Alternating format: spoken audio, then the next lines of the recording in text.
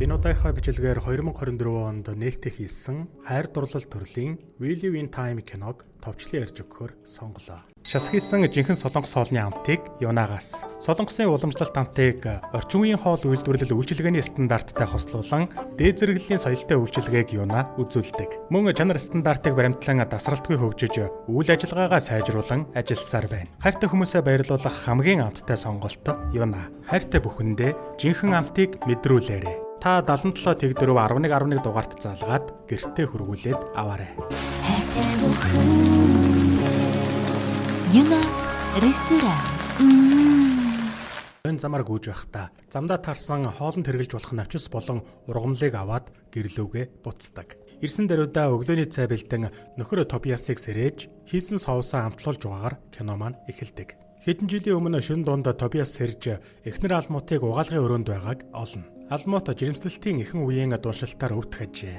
Эргэлзэж бас санаан зовсон Тобиас тэмдэглэлийн дэвтрээ гаргаж эхнэрийнхээ өвдөлтийн шинж тэмдгийг нь тэмдэглэж авлаа. Одоо үед алмуут өөрийн гэсэн ресторан ажилуулдаг тоогооч болсон ба хоол хийж байх үед нь генетик эдсэн хүчтэй өвдөн. Тобиас болон алмуут эмчит үзүүлэхэд тэрээр хавдартай болсон байх бөгөөд хэтэрхий том болохоор шууд авч болохгүй тул химийн эмчилгээ хийж агшаагаад дараа нь мэс засалд орж үргэлжлүүлэн эмчилгээ хийлгээд дахиж бий болохоос сэргийлнэ гэж эмч хэлдэг. Мөн эмчилгээний үеэр ажил хийхгүй байсан нь дээр гэж зөвлөв. Эмнэлгийн хонглоор явх үеэрээ алмуут нохой тэжээхийг санал болгох ба хүүхдийн өсөлт хөгжилд хэрэгтэй. Мөн охинд нь зарим нэгэн тулгарсан сорилтуудыг даван туулахт нь хань болох талаар хэлэхэд Тобиас түүний санааг төдийлөн сайн ойлгосонгүй. Алмуут дахин химийн эмчилгээнд орохдоо итгэлтэй биш байгаагаа хэлээд химийн эмчилгээг хардарсан зүйдтэй зүйрлэн тайлбарлана. Тиймээс алмуут цаг хугацааг илүү чухал гэж үзээд шийдвэрээ гаргахаас өмнө байж болох бүхэл сонголтыг хайж олохыг хүсдэг. Буцах замд нь алмуутад хуучин найзаас нь тоочийн тэмцээнд орох уу гэсэн зурвас ирлээ. Хэдэн жилийн өмнө нэгэн өглөө Тобиас босож цэмцгэр хослол өмсөж ажлын ярилцлаганд оржээ. Тэрээр өөрийгөө Webix гэх компанид мэдээллийн зохицуулагчаар ажиллаж байсан. Том байгууллагад орохдоо баяртай байх болно гэж ярилцлаганда дурддаг. Дараа нь тэрээр буудалтаа ирээд анкет бүглэх үеэр түүний бал нь дууссан байв. Тобиас бал авахаар дэлгүүр рүү яваад балаа авчихад буцах замдаа зам хөндлөн гарч байгаад машинд мөргүүлдэг. Дараа нь Тобиас эмнэлэгт сэрэх ба нэгэн бүсгүй түүнийг мөргснөө хэлээд өөрийгөө танилцуулсан нь алмуут байх бөгөөд тэд нэг рүүгээ инээмсэглэнэ. Тэгэд тэд хамтдаа хоолнд орж элдвийг ярилцсан. Тобиас ажлынхаа талаар ярьдаг бол алмуут өөрийнхөө Европ хоолны рестораныг удахгүй нээх гэж байгаагаа хэлнэ. Улмар тэрээр Тобиасыг мөн түүнийг сүйн бөгж зүүсэн байсан болохоор эхнэрийг нь ч бас урьдаг. Одоо үед алмуут болон Тобиас охинтойгоо гадуур хоол идэн сууна. Тэд охиндоо чухал зүйл хэлэхээр шийдэж ээж нь охиндоо ходоод нь асуудалтай болсныг хэлэх гэж байтал зөөгч саадуулж охинд нь илб үзүүлснээр Тобиас алмуут хоёрыг тухгүй тулдаг. Гэртээ ирэхэд Тобиас охинтойгоо тоглож байгааг алмуут баяр гүнийг хосолсон нүдээр харна. Тэд хөөцөлд нь тоглож нар жаргахад охиноо оронд нь оруулаад үлгэр уншиж өглөө. Охиноо унтуулчгаад Тобиас аяг угаах үед ард нь суух алмуут түүнд сайн аав гэдгийг нь хэлж унтлахын өрөөнд химийн эмчилгээгээ эхлэхээс өмнө сүүлийн удаа бие биенээ эхнэр нөхрийн хайраар хайрлахыг хүснэ.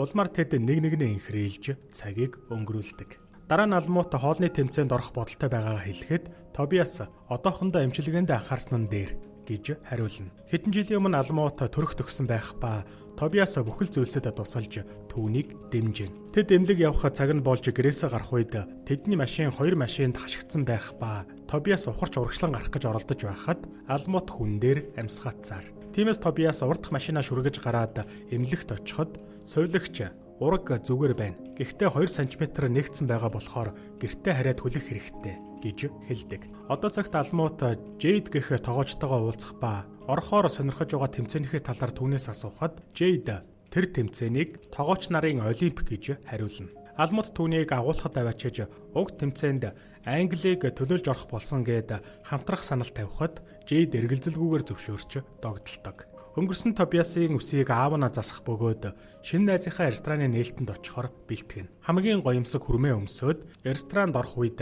нэг эмэгтэй түн дээр ирээд урьдчилаад захиалга өгсөн эсхийг асуухад Тобиас гэж нэрээ төгдрөн хэлснээр осолд орсон залуу гэдгийг нь шууд мэдэн түүнд зориулж хоёр хүний ширээ байгааг хэлэхэд Тобиас ганцаараа яваагаа хэлээд ширээнд сууна. Улмаар түүнд 100 шар үйлчлэхэд Тобиас амталж үзээд амтыг нь биширлээ. Удалгүй алмут ирээд 100 шир амттай байсныг асуухад Тобиас гайхалтай гэж хариулдаг. Гэтэл алмут эхнэр нь ирээгүүд харамсаж байгаагаа илэрхийлж эхнэрийг нь зүгээр үү гэж асуухад Тобиас эхнэрээсээ салсан гэдгээ хэлнэ. Түүний үгийг сонсоод алмутын нүүрэнд инээмсэглэл тодорч тэд шуутхан л нэг нэгэндээ татагдаж цагийг хамтдаа өнгөрүүлдэг. Ингээд тэд өөрсдийн талаар ярьж Тобиас удаан хугацаанд дотн харилцаанд ороогүй болохоор хамгаалалт авчираагүй гэдгээ хэлэхэд алмут түүнд хамгаалалт өглөө. Өглөө Тобиас төрүүлж сэрээд хувцаслаж гарахаас өмнө алмутын дурсамж хадгалах хайрцагнаас түүний жаацтай зургийг сонирхож байхад алмут орж ирэв. Тобиас явах гэж байснаа хэлэхэд алмут яагаад гэж асуун Тобиасыг гайхшруулна. Алмут түүнээс өдрийг хамтдаа өнгөрүүлэх талаар асууснаар тэд дэлгүр хэсэж цэцэрлэг түрээлэнгээр зугааллаа. Тэд хэсэг юм цуглуулж нэг нэгнийхээ талаар илүү ихийг мэдэж эргэн ирэх үед Тобиас өөрийн хэцүүхэн гэрлэлтийн талаар ярьдаг. Тобиас хүүхэдтэй болох талаар бодож эхлэх үед салсан эхнэр нь шивэд рүү явснаас хойш тэдний харилцаа хөндөрч тэд салцгаажээ. Алмут ч өөрийн асуудлаа хуваалцаж хүүхдэд тийм ч дуртай биш гэдгээ хэлээд Тобиаст зориулан түүний идэж байгаагүй хамгийн амттай шарсан өндгийг хийж өгөх гэж байгаагаа хэлнэ. Алмут өндөг хаглах хамгийн зөв арга бол тэгш гадаргуу дээр хаглах гэж тайлбарлахад Тобиас түүнийг үнсснээр дотн харилцаанд ордог. Тобиас явах цаг болоход тэд нэг нэгнээ үнсэн. Тэгэд тэд хаалганы хоёр талыг нуруугаараа налан инээмсэглэцгээв. Хожим нь нэгэн үйлчлэгийн дараа Тобиас алмутын хүүхдэд тиймч дуртай биш гэснийг нь дурдаад өөрийгөө хүүхдэдтэй болохыг хүсдэг гэдгээ ойлгуулахыг оролдоход алмут түүнээс яагаад яарад байгааг нь асуудаг. Тобиас түүнд чин сэтгэлээсээ дурлаж байгаагаа хэлэхэд алмут өөрийгөө хайрын амлалт өгдөг төрлийн хүн биш гэдгээ хэлээд харилцаагаа зогсоосон нь дээр гэж үздэг. Одоо үед алмут гэртээ ирэхэд лаагаар зам үсгсэн байх ба. Алмут замыг даган зочны өрөөнд ирэхэд Тобиас инээмсэглэн түүнийг угтана. Тобиас эмнэлэгт онцлуулаад гарч ирэхдээ алмутын асуултанд тодорхой хариулт өгч чадаагүй. Хэцүү үед тайвшруулж чадаагүйдээ уучлалт хүсээд одоо илүү дээр зүйл хэлье гэлээ. Тобиас тэмдэглэлийн дэвтрээ гаргаж ирээд алмутад зориулж бичсэн зүйлсээ унших гэсэн ч хэтих сэтгэл хөдлөлтөд автснаар алмут Тобиасын гарнаас тэмдэглэлийн дэвтрийг нь авч өөрт нь бичсэн зүйлсийг уншиж догдлон эцэст нь өөрсдийгөө цаашаа цаг өргөхгүй байцгаая гэдгээ хэлдэг. Улмаар Тобиас өвдөг дээрээс өгдөн суугаад бөгж гарган алмутын хуруунд зүүж намуухан аянд нэгнээ үнслээ. Юна ресторан. Өнгөрсөнд Тобиас алмутын гэрээс гаран алхахдаа сэтгэл нь шархлана. Хэдэн өдрийн дараа тэрээр төвчлгүй пьеца хүргэгчийг даган алмутын гэрлөө ороход жирэмсэн эмэгтэйн үжлэг болж байх нь тэр. Улмаар эвгүй байдалд орсон Тобиас урилгагүй орж ирсэндээ уучлалт гуйдаг. Тэгээд Тобиас алмутын рестораны дэрэгдүр өнгөрөхдөө түүнийг хараад хоёр зүйл ойлгосноо хэлв. Нэгт алмут өөрөөс нь харилцаагаа таслах улсанд одоо ч гомдолтой байгаагаа хэлээд хоёрт тэрээр одоо байгаадаа талархалгүй өөрийн ирээдүйн таларх бодлоо түүнд тулгасандаа уучлалт хүсдэг. Одоо цагт алмут болон Тобиас нар байшингийнхаа арын цэцэрлэгт охинтойгоо ирэн алмутын үсийг хусаж дурсгал болгон тайрсан үсийг нь хайрцагт хийнэ. Охин болон Тобиас нар ээжигээ ямар үтсгэлэнтэй болохыг биширдэг. Дараа нь гэр бүлэрээ музейд очиж хурмаа хийх танхимаа сонгох талаар сонирхож байх үед эрхлэгч дороо нисгэх хориотой байдаг гэж хэлснээр хосод явлаа. Өдөр нь алмутын химийн эмчилгээ эхлэх тул Тобиас түүнийг хүргэж өгнө. Эмнэлэг хүйтэн жиндүү санагдана. Алмут нэгэн настай эмэгтэй эмчилгээнд орж байгааг хараад бодолд автана. Хэдэн өдрийн дараа алмут болон Жейд нар Саймонтой уулзахад Саймон тэдний эцсийн шалгаруулалтын өмнөх амжилтыг нь саашаадаг. Энэ үед Жейд алмутын хамраас цус гарч байгааг нь анзаарч түүнд хэлснээр алмут угаалгын өрөө рүү очиход цус нь тогтохгүйгийн зэрэгцээ дотор нь муухайрч улмаар дөрөмт хувцас тайлаад бөөлждөг. Удалгүй Жейд ирээд санаан зовсон байдалтайгаар түүнийг ямар нэгэн зүйл хэрэглээд байгаа мó гэж асуухад алмут түүнд өөрийгөө 3 дугаар зэргийн өндгөвчний хорт хавдартай гэдгээ хэлдэг. Үүнийг сонсоод Жейд тэмцээнээ хойш тавихыг санал болгоход алмут татгалзаж дүрмт хувцас өмсөд шалгаруулалтанд бэлддэг. Тэгээд гэртээ ирэхэд Саймонаас түүнд эцсийн шалгаруулалтанд тэнцсэн гэх зурвас ирлээ. Алмут маш их ядарсан харагдана. Тэгээд алмут охиноо унтаж байгаа эсхийг шалгачаад хурминдаа бэлтгэж байгаа Тобиас дээр ирдэг. Тобиас ямар нэгэн зүйл биш байгааг мэдэрсэн ч алмут зүгээр л ядарсных гэж тайлбарлана. Өнгөрсөнд Тобиас жирэмсэн алмутад усанд орохтон тусалж түүнд санаа тавина. Эндээс дахиад өмнөх үе рүү үйл явдал шилжиж Тобиас болон түүний аав алмутын гэр бүлийнхэнтэй оройн зоог барих ба тэд хөгжилдөж олон зүйлсийн талаар ярилцдаг. Тобиасын аав Режиналд эхнэртэйгээ гэрлэхийг хүсэж байгаагаа анх хэрхэн ойлгосон тухайга тэдэнтэй хуваалцсан.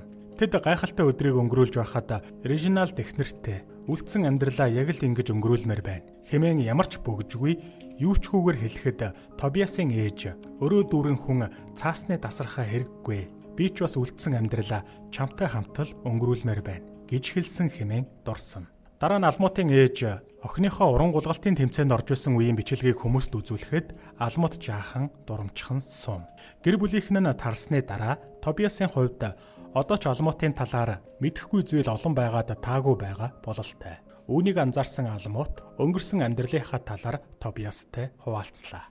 Алмутыг уран гулгалтаар гулгадаг байх үед аав нь хамгийн том дэмжигч нь байсан талаар тэр дурсаж, улмаар аав нь өвчтөй болох үед бүх зүйлс өөрчлөгдөж, аавдаа тусалж чадахгүй байсан болохоор уран гулгалтаа бүр мөсөн орхисон гэдгээ ярьдаг. Тэгэд хожим нь дахин гулгах гэж оролцсон ч аав нь бодогдоод хэцүү байсан талаар ярьлаа. Энэ үед гэнэт алмутын гидс нь өвдөж бүр дэсхийн аргагүй болно. Тобиас түүнийг эмнэлэгт хүргэхэд эмч ямар нэгэн төрлийн халдвар байж магадгүй. Илүү нарийн шинжилгээ хийнэгээд хэрвээ өвдөх юм бол өвчин намдагч хэрэглээрэй гэж зөвлөдөг. Хэдэн өдрийн дараа цэцэрлэг түрээлэнгээр гүйж байх үед эмнэлгээс алмут руу залгалаа. Дараа нь алмут Тобиаст ямар нэгэн халдвар биш эхэн үеийн хавдар гэж онцлогдсон болохоор мис заслаар өндөвчийг нь авч нэг мөсөн идэгнэ эсвэл химийн эмчилгээ хийлгэж хүүхэдтэй болох боломжоо хадгалж үлдэж болно гэсэн хоёр сонголт байгааг тайлбарладаг. Улмаар Тобиас чимээгүйхэн түүний ярихыг сонсоход алмут шийдвэр гаргаж ядан хэдийгээр хүүхэдтэй болж байгаагаар өөрийгөө төсөөлдөггүй ч гэлээ. Тобиас түүнийг хайрлаж хамт байгаа болохоор ирээдүйд хүүхэдтэй болохгүй гэсэн үг огтхон ч биш хэмээн боддгоо хэлнэ. Хэдэн өдрийн дараа алмут химийн эмчилгээнд орохоор шийдснээ Тобиаст хэлснээр тэд цагийг жаргалтай өнгөрүүлж дараа нь хүүхэдтэй болох төлөвлөгөөгөө хэрэгжүүлнэ. Хэдийгээр тэд эхэндээ шууд хүүхэдтэй болоогүй ч үргэлжлүүлэн хичээсний эцэст хүссэн хүлээсэн үр дүндээ хүрдэг. Ингээд хүүхэд төрөх төхөж эмнэлэг явх үед зам түгж ирснээр Тобиас машинаасаа бууж хэсэгтээ түгжирд арилахгүй гэдгийг олж мэддэг. Түүнийг эргэж машиндаа ирэх үед алмут байсангүй. Гэтэл замын дэрэгдэх дэлгүүрийн гадаа алмут хүчтэй душалтанд бие нь таагүрч зогсох ба Тобиас машиндаа буцаад суухыг түүнээс хүснэ. Гэтэл алмут дэлгүүр рүү орж өвдгийн зэрэгцээ ямар идэх юм авахаа мэдэхгүй хайж байх үед Тобиас өөрөө төрөх гэж байгаа мэтэл сандрана. Удалгүй алмут улмалд ордож ариун цэврийн өрөөнд орж дотроос нь төгчгөн тэр. Тэгээд гадаан зогсох Тобиаст дүлэх хэрэгтэй байгаагаа хэлэхэд Тобиас сандарч худалдагчаас түлхүүр асуух ба худалдагч нээхийг оролдсон ч цоож нь эвдэрсэн байлаа. Улмаар сонголт үлдээгүй тул Тобиас хаалгыг эвдэхээр шийднэ. Эцэст нь хаалгыг эвдэн орох үед алмут жорлон дээр суучихсан өвдөж байгаагаа цаашид дэвчиж чадахгүй гэдгээ хэлснээр ариун цэврийн өрөөндөө төрөхөөр бэлдлээ.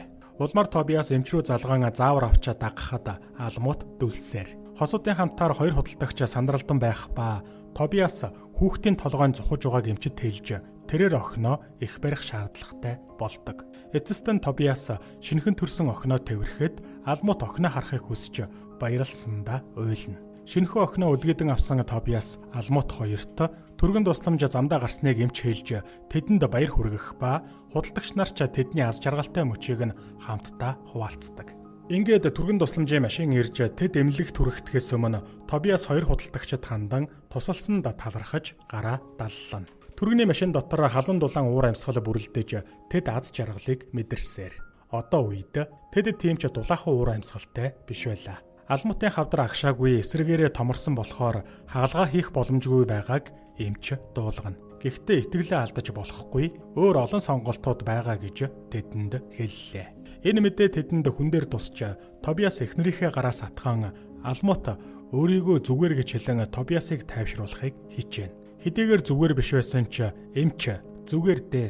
Энэ бол том зүйл. Та хоёр их хүнд замыг туулсан гэж хэлэхэд өрөөг уйтгар гуниг бүрхэн авлаа. Гинэт алмуутын гэдэс дуугарч өрөөндөх уйтгар гунигийг багханч болов үргээж эмч хосуудыг чихрээр дайлна. Гадаа машинд Тобиас яралтай ажилтай байгаа болохоор алмуутыг огноо авч болох уу гэж асуухад тэрээр зөвшөөрдөг. Дараа нь алмуут болон Жейд тэмцээндээ бэлдэж байх үед алмуут бачимдаж стресстэй.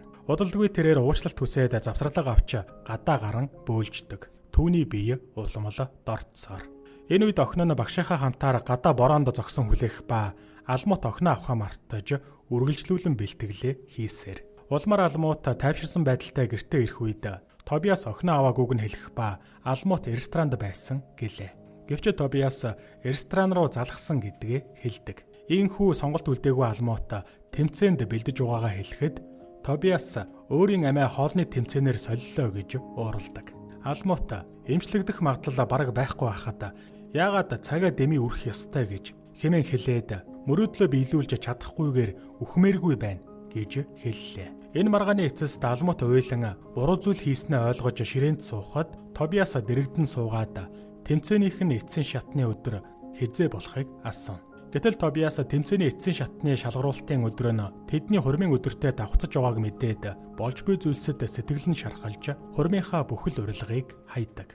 Нэг өглөө алмуут гүйж угаад урангуулгалтын зарлал хараад өнгөрснөө дурсаж нэгийг бодно. Алмуут Жейд дээр ирэхэд тэр ч мөн үсээ хусаж алмуутын сэтгэлийг дэмжинэ. Тэмцээний эцсийн шалгаруулалтын өдөр болж алмуут коридорт ээлжээ хүлээх бусад тоглогч нарын хамтаар зогсож байв. Гэтэл Жейд сандарч дотор нь муухайрч бөөлжнө. Дотогшоо орох үед улсаа дэмжих олон дэмжигч нараа шуугилдах ба тэд хоолоо хийж эхэлцгээлээ. Жейд сандарсан хэвээрээ цаг давчуу байв.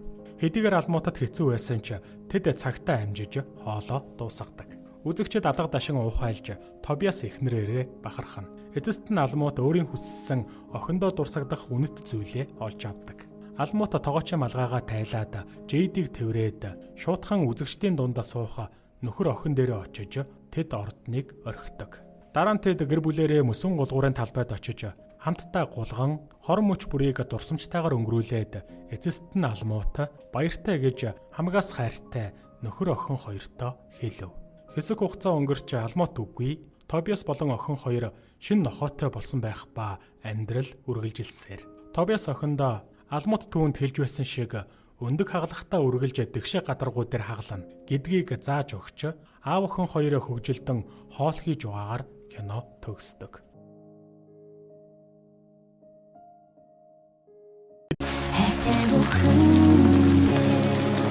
Юна ресторан.